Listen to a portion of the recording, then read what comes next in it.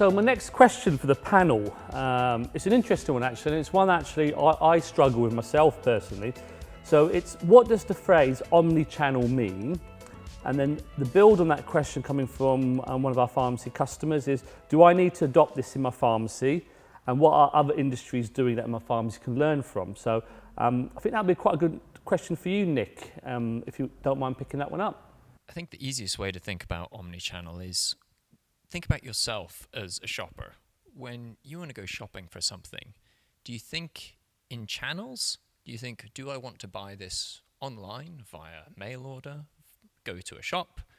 You don't. You just think, I need something and I need to get it somehow. And so you try and find the easiest way to get it.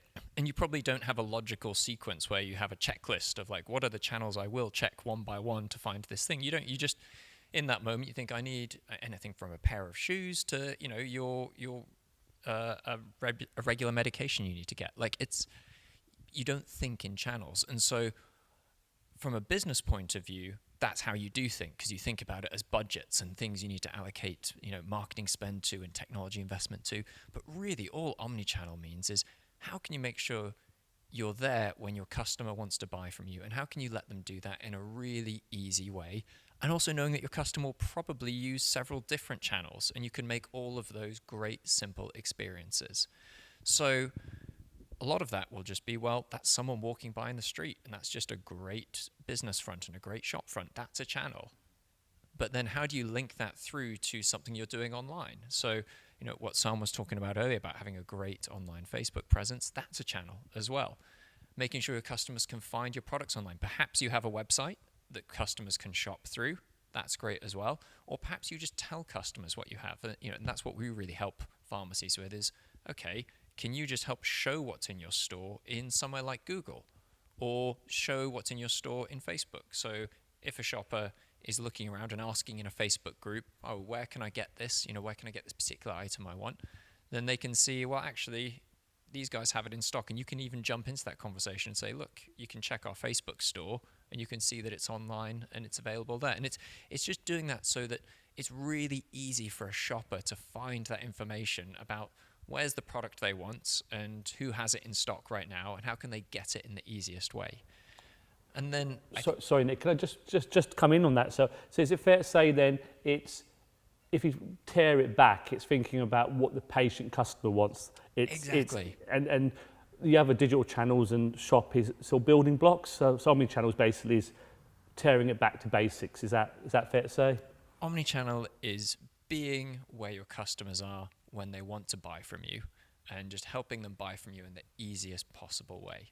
So one of the things we see that's really popular with what we offer for shops is just taking the products that are already in their point of sale system, their stock management system, and just showing them to their customers in Google, on their Google My Business page, showing them to their customers in Facebook with a Facebook shop. And these are things that are really very easy to set up.